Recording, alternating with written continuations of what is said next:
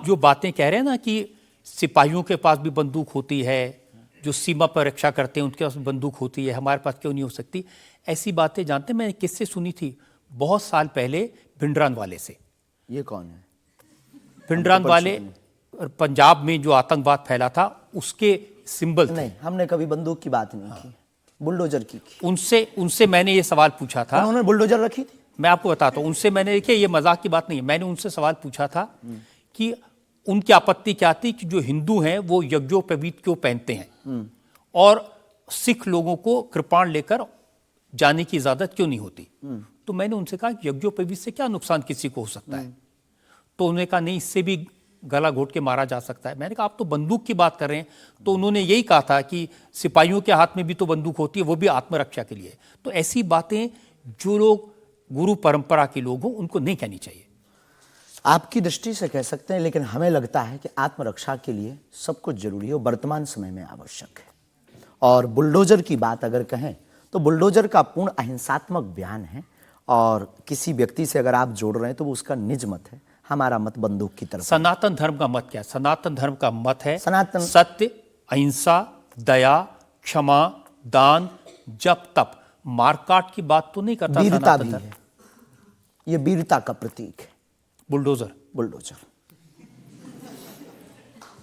चाय भी मंगवा दो साहब। अच्छा, हम चाय पियेंगे, हम चाय पीना चाहते हैं। हाँ, तो पानी और चाय दोनों भेजा जाए। जी। वैसे तो संतों को चाय पसंद नहीं आती है ना? लेकिन आपके बारे में जितना मैं रिसर्च की हूँ मुझे पता चला है आपको चाय बहुत पसंद है।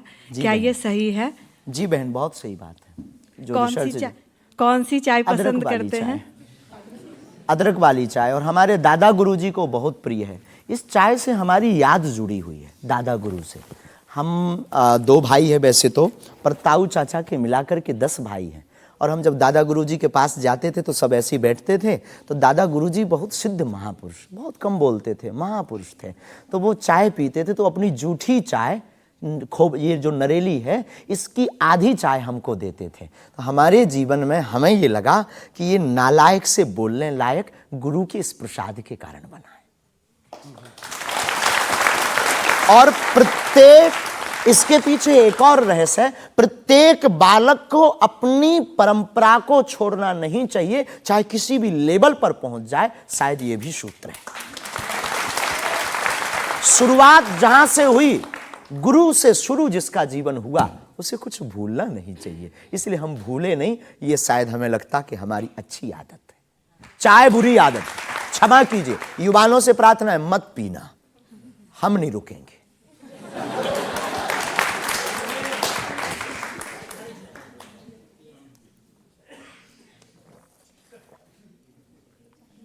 और हमारे दादा गुरु ने तो श्लोक भी बनाया है, कहो तो सुनाऊं?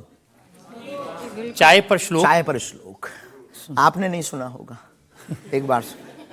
केटली गर्भ संभूतम शक्कर पत्ती मिश्रितम कप मध्य विराजते देवी ओम चाय चंडिकाय नमो नमः। और केवल इतना ही नहीं, चाय और चाह दोनों जिंदगी में बहन जरूरी है।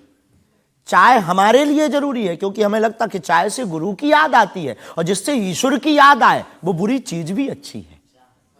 और चाह, परमात्मा को पाने की चाह भी जिंदगी में बहुत जरूरी है। जिसके अंदर ईश्वर को पाने की चाह होती, वो आदमी भी नंबर 1 का होता। चाह पैसों से आनों में आती रही, चाह आनों से रुपया बनाती रही, चाह रुपयों से नोट बुनाती रही, चाह नोटों से कोठी चुनाती रही, चाह कोठी में मोटर मंगाती रही, चाह मोटर से होटल में जाती रही, चाह होटल में बोतल खुलाती रही, चाह क्या क्या ना करती कराती रही।